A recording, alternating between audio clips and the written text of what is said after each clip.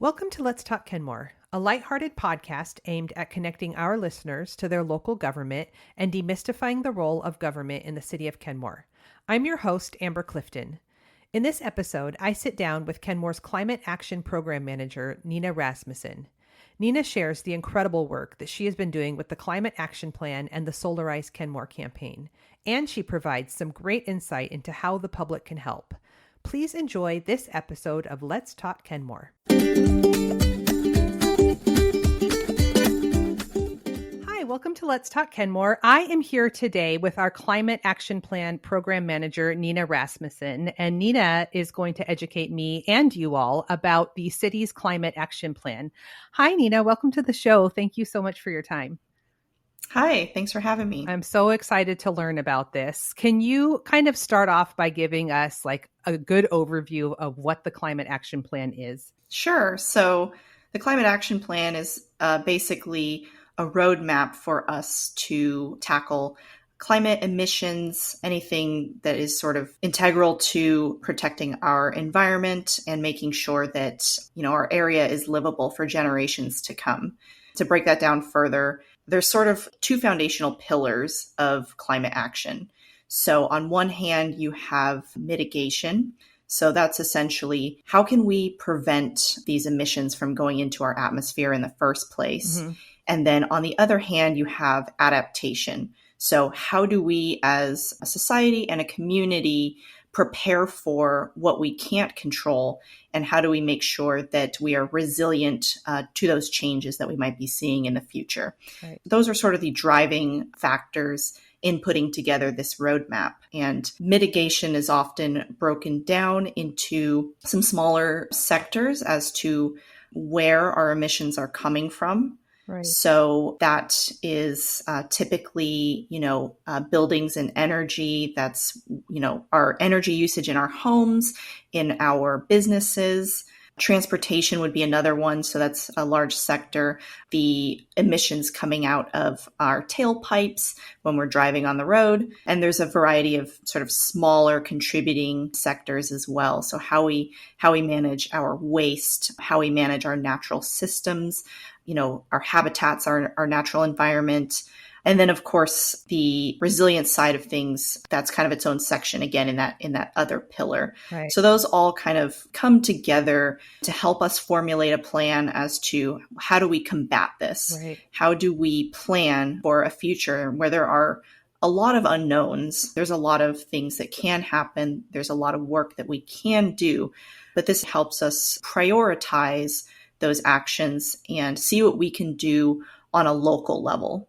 There are a lot of things that can be done federally at the state level with different policies and programs, but we are really focused on what can we do in our sphere, what is achievable in the areas that we can control. So that's kind of the long-winded approach to how we see the Climate Action Plan. That's a lot of priorities. That sounds sort of daunting. So where do you even start? I imagine it's just 1,000 small steps, right? It is. It can be a little daunting, as you say, because there are many different priorities and many different avenues in which we can tackle this work. But what helps with that is having data behind us. So for instance, when we created the Climate Action Plan in 2022, we did this through a consultant, and they also performed a greenhouse gas inventory, taking a look at all these various factors in the community and saying, okay, well, how much are we actually contributing to greenhouse gases? What is our share? And trying to quantify that. Right.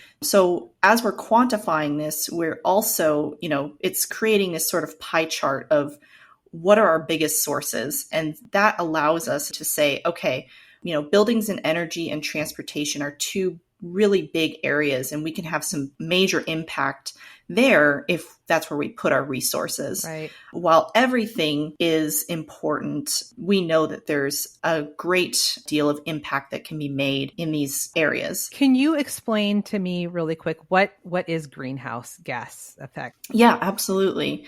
So greenhouse gases are gases that are emitted typically by human behavior that get trapped in the atmosphere and lead to overall warming of the planet. So, this used to be referred to as global warming. However, climate change is the more current term because it encompasses all the other effects that we see happening with a changing climate. So while we do have warming in certain areas, we have more extremes. So you might have colder colds and hotter hots, as well as more frequent extreme weather events. So certain areas might have more tornadoes, more hurricanes. We are seeing higher frequency of wildfires and flooding events. So those are all part of the picture when we're talking about the effect that greenhouse gases have. Wow. What we are trying to do is just limit how much we are emitting to sort of quell the impacts that we're seeing. Right. A lot of times, in the past, we've heard about, these are impacts that we'll see in the far future. We need to start making changes now. But these are impacts that we're starting to see now, Yeah. to see in our present. Just everything you just listed off, I've seen those recently. That's interesting. I had no idea. I think a lot of people think global warming and like, oh, it's just hot, but it's actually colder than it's supposed to be in the winter. And like you said, the wildfires and all of that is happening. That's really interesting. I had no idea. So thank you for clarifying that. So you're talking about these priorities, and these are the Kenmore community priorities that we're looking at right now? Yeah, these priorities are basically in line with how we dig into that first pillar as far as mitigation. Those are pretty standard in the field of climate action. And you'll see if you look at, how our breakdown is as far as emissions and compare that to other cities, other regions, and even the country as a whole, it's going to look pretty similar. So this is us just trying to sort of stay consistent with our regional partners, with the state, with the nation in focusing our efforts in buildings and energy, transportation, and our community resilience. That's awesome. So can you kind of talk me through some of the things that the city is like actively doing right now to target some of these, and also what the public can do to sort of get on board with this? Yeah, absolutely. So for instance, with buildings and energy, we are looking at some grants right now to provide rebates for heat pumps. I know a lot of our neighbors have existing programs like that. So hoping to emulate something like that here for our Kenmore residents. We also have a Solarize program happening right now that provides sort of a simplified process for folks who are interested in rooftop solar for their home or business in order to add that added layer of resiliency and, moving off of fossil fuels and more towards renewables. So those are kind of a couple areas there, and we're hoping to bolster that, as we move along the track here. Right. And then as far as transportation, we are currently finishing up an electric vehicle infrastructure plan. So that is basically us planning strategically for the rise in EV adoption, both here and regionally. So we know that EVs are becoming more popular. We don't have a lot of infrastructure for them, though, especially for folks who might not be able to charge at home, who don't have dedicated parking spots, or, might not otherwise have the ability to. So, we're trying to plan out, how do we make charging more accessible and reliable for folks in the community, not just for our residents, but for those who are passing through as well. Right. So that plan is in motion, and hopefully we'll be implementing a lot of that later this year, picking out specific spots. We also did an engagement effort with the community with that to identify where they'd like to see charging and maybe what barriers or struggles that they face when it comes to vehicle electrification or charging in general. So that's sort of a big project we're working on. And we're also we've got some opportunities. I know there's some grants out there with Puget Sound Energy to make this easier and more affordable for both governments and residents. So we're, trying to find a good match there to bring this to fruition. Does the city have currently any charging stations for vehicles? We do, yeah. So there are a few chargers. There is one charger over by Town Square, and then there are two chargers over at the Safeway. Oh, yeah, I think I have seen that. Yeah. What would be something that the public can do in terms of like consumption and materials? Can you elaborate on that a little bit? Sure. Yeah. So that's basically, talking about our waste practices a lot. So we do a lot of education around composting. Recycling is a challenging one, especially because we've seen some recent changes in sort of end markets, especially with recycling of glass and different things like that. So that can definitely be trickier, but we definitely are making efforts to reduce food waste. There are many resources online to help folks sort of plan how they purchase food and making sure we're not leading to a lot of spoilage and then therefore waste that ends up oftentimes in our landfills. So encouraging folks to set up compost service where it can be collected and composted properly. And then it sort of makes its way back into sort of this circular stream where it can go and be sold to use in gardens and other projects. So we are working on that as far as promotion, and also doing better to label recycling and the items that can be separated from the landfill. So I think, right now we have a lot of public trash receptacles, maybe not as many recycling receptacles. So trying to at least provide some education on that a little bit more. But ultimately, too, what we are trying to encourage is just reducing waste in general. Mm-hmm. So, if we're not using as much, we're not sending as much to the landfill, that is really the biggest thing that can help. So if we are just being more mindful about how we are consuming, what our habits are, and trying to reduce that waste, reusing things in different ways, or, gifting old items instead of throwing them out into the trash. Those little habits can really add up to reduce what ends up in our landfills. And that's what we are trying to encourage folks to do, just to have a little mindfulness about that. I know it can be very difficult sometimes to, there's so many things you can do. Mm-hmm. And we try to encourage people to just make one or two changes. We're not expecting perfection from anyone. And I think that's a really great way to stress yourself out too much. For sure. For sure. Yeah. That's why it sounds daunting. And then when something is daunting, people tend to do nothing. Exactly. And we don't want that to happen. So we encourage, one or two simple things can really be meaningful and impactful. And you don't have to be perfect. You can just, as long as you're making strides in the right direction, that's a great place to be. That's good advice. I can definitely do my part in that realm as well. So you talked a little bit about some of the things that the city is currently working on, the charging stations, and for transportation and land use. What does that look like going forward with like city, like for example, we're in the process of doing like a new public works building. Are they trying to make that sort of a green space similar to the current city hall? Yeah. So there's a lot of considerations that are being made for the Public Works Operations Center as far as how it is heated and cooled, as well as having chargers planned for ahead of time, both for our fleet vehicles as well as for staff. So there is a lot of different components there in order to make that a very green project and being a good show of what we're doing to the public, and showing that we're putting meaning behind what we're advocating for as well. We're like leading by example. Exactly. It's showing that we're leading by example. Yeah, that's super important. So Solarize Kenmore. I know that there's like a whole campaign on our website that I attempted to to understand, but then I thought, I'm going to wait for Nina to explain it to me because she's the expert.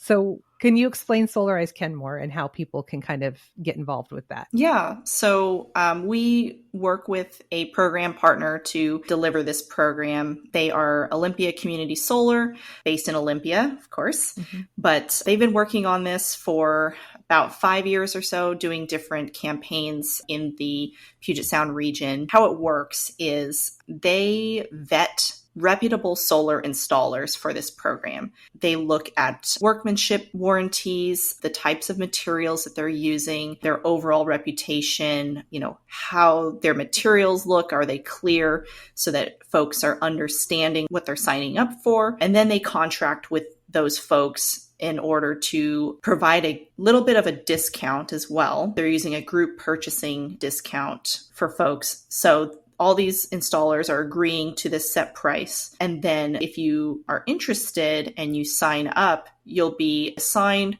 one of these installers to come out and assess your roof for, feasibility of installing solar. And, our partner is great because they are also providing a lot of education and information to folks, and they want to make sure that people aren't getting in over their heads. And that's why they're simplifying this process. We know there are some bad actors out there offering things that they can't follow up on when it comes to solar. So this is also an effort to dispel disinformation. Yeah. So through this process, folks can sign up for a free solar assessment of their roof. Someone will come out, take a look, basically give them a quote, let them know how big of a system they might need based on their typical energy usage, and then looking at, sort of the pitch and slope of their roof and how it's facing to see, what kind of production they would get, and then provide them a proposal at that point. Right. So they're not signing a contract or anything up front. It's all free just to get that assessment. And then, if folks decide, that sounds really good for me, then they can go ahead and decide to contract with that person. The goal here is really just to get folks onto more renewable energy, make it a little bit more affordable for folks, and again, dispel a lot of that misinformation and make this really attainable for folks. We know that the process can be really overwhelming. So this is an effort to kind of take out that guesswork and really just make sure that folks are being set up with reputable installers that we know have a good track record and have been through this process before, typically, in order to ultimately, have great success. Yeah, that's a perfect example of feeling like you want to be impactful, but also feeling so overwhelmed at where to start. So this kind of takes all of that anxiety out of it for the homeowners who maybe want to do this, but they don't know where to go. This is perfect. This is really smart. Yeah. And so that program runs until July 4th. So that does not mean that folks need to be contracted by then, but anyone who's interested needs to at least fill out the intake form for a solar assessment by July 4th. And basically that guarantees that pricing at that point. After that, we can still set you up with those vetted installers, but that pricing might not be guaranteed. Gotcha. That's really good to know. Good thing this episode comes out before then so that people will have the information. And I will link that in the show notes so people know where to go to look at that. So what about the regional collaborative approach? What does that look like for the climate action plan? Yeah. So as you may be aware, we try not to recreate the wheel in government. Mm-hmm. We borrow quite a bit. Yeah. And that is also very true in this sphere. So we work very closely with our neighbors. So we do a lot of work with Lake Forest Park, collaborating on various events that we can, pool our resources. We've worked with Shoreline in the past, as well as Bothell. But on a broader scale, we are also part of a regional approach with King County. So King County has a group called K4C, which is King County Cities Climate Collaborative. It's a mouthful, so we just say K4C. K4C, okay. They are the regional group of all of us like-minded folks, people in my position and similar in cities across King County that get together and pool our resources and collaborate and brainstorm on, okay, what can we do together with all this manpower? Mm-hmm. So typically that will result in, projects that might be too high of a cost for each individual city to do, but might be more affordable together. One of the things that we are putting together as a group is a regional greenhouse gas inventory. So this kind of provides an update to see where we're at on a regional scale in order to sort of assess our progress. An additional thing that we did last year was we put together and helped to fund a website called Switches On. So this website existed in California, but we were able to bring it to Washington based on this collaborative approach. So Switches On is a website that aggregates all this information on rebates and incentives that are available to everyday folks, and they usually surround electrification. So anything regarding heat pumps, induction stoves, water heaters, things like that, where folks can get a little more information. You can drill down based on your zip code to see what the local incentives are that would specifically apply to you. Is it just switcheson.com? It's wa.switcheson.org. That's awesome. That sounds really helpful. Yeah, so a lot of great resources there, as well as I know they're working on doing a vetted contractor list. So if folks are looking to do some work, they can go there for that list of folks who have expertise in those specific areas. And then, yeah, as I said, they have great information on the incentives that are available. And those are not just local incentives, but those are also state or federal incentives as well. So you can get sort of a whole list in one area, knowing or that tells you everything you can qualify for if you're looking to, say, install a heat pump. That's going to be really, really helpful for a lot of people. That's incredible.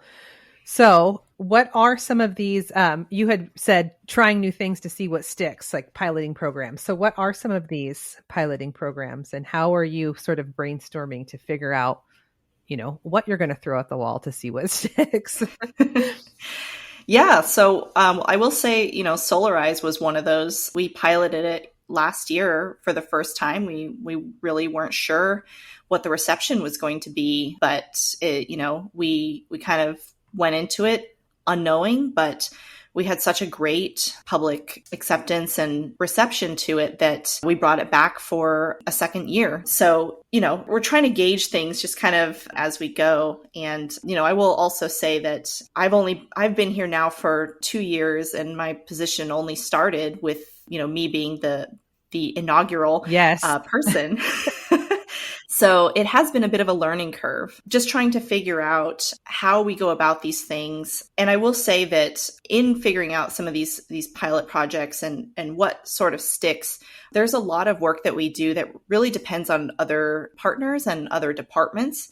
And so sometimes it can just depend on, who's got a little bit of capacity to take something on versus, maybe that's out of the question right now because that department's got a lot on their plate. Yeah, so sure. Sometimes it's just a game of figuring out timing. Mm-hmm. But yeah, so, as far as piloting, we're in our second year of Solarize Kenmore. I think I mentioned before that we're looking at grants. We're always kind of got our eyes open for different things. So one of the grants that's coming up in the relatively near future is a HERE grant, which is basically surrounding appliance rebates.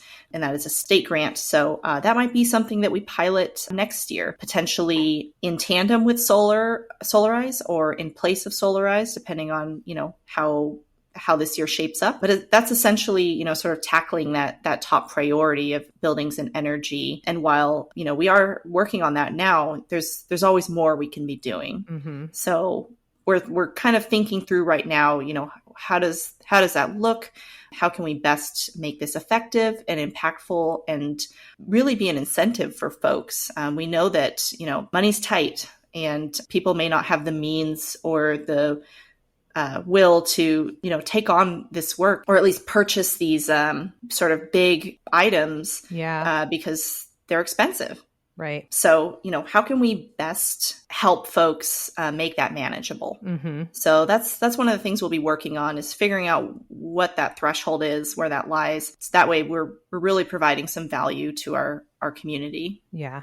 That's amazing. No, you really are. This is so super helpful. Lots of good information. What is happening right now with surface water outreach? I don't manage anything else in surface water except for the outreach and education piece. So part of that is, due to our permit, we need to make sure that we are doing like a behavior change program. So that is basically putting together a program and assessing how we are changing people's behavior towards surface water, basically via the carrot, not stick. So, okay. we're incentivizing folks to do better. We're not regulating them to do better. We do a lot of outreach related to making sure folks are picking up their dog waste, taking their car to a car wash instead of doing it in their driveway. A lot of the outreach that we do centers around one idea, and that is that we don't want anything except for rainwater in our drains. So everything that goes into our catch basins goes directly into our water bodies. So right into our streams and lakes. There is no treatment center. There's nothing to sort of clean it up before it goes back into our water bodies. So we want to first and foremost let people know that that is true, and then offer solutions so that they know what they can do better. So, we want to make sure that any runoff that is not sort of natural is taken care of and prevented from entering those systems. We do a lot of outreach to kids about that, just teaching folks about that basic tenet. And, we try and bring out some fun activities during farmers market and movie nights and concert series in order to make it fun and engaging for folks. Oh yeah, I didn't know that about car washing. It's kind of frowned upon to wash your car in the driveway. I had no idea. Yeah, even simple soaps can be harmful, but commercial car washes are all set up to be able to handle that, and so that's why we recommend maybe supporting your local car wash business. Sure. And, I had no idea. That's really good to know. Is there anything else that you really want folks to know about the Climate Action Plan and how they can do their part before we sign off? One thing I'd like to just impart is that we know it can be stressful. Climate anxiety is real. And I think that we like to impart that any little bit helps. We often encourage folks to, use energy efficient appliances, check their water usage, reduce their consumption or be more mindful about how their waste enters different bins and therefore different waste streams. But ultimately, we know that this goes beyond sort of public participation, and there's a lot of regulation that is required to really make this impactful. So I don't want to seem like this is all on the public to take care of. No. It's not. It's one piece of the puzzle. And so we just ask folks to, share with their friends and families about the importance of this work. And that can really go a long way, is just having that support and knowing that, this is important work. Yeah. It certainly is. We need more Ninas in the world. Well, thank you so much. I appreciate everything that you're doing for the city. I appreciate your time today. This has been really, really insightful. A lot of really good information for the public that I think will be really helpful for people going forward to kind of help with the impact. Well, thank you. Thank you so much, Nina. I appreciate you. Thanks. It's a pleasure. Thanks for tuning in to this episode of Let's Talk Kenmore. Be sure to check back for more interesting topics and conversations. And as always, don't forget to ask yourself, where's the fun?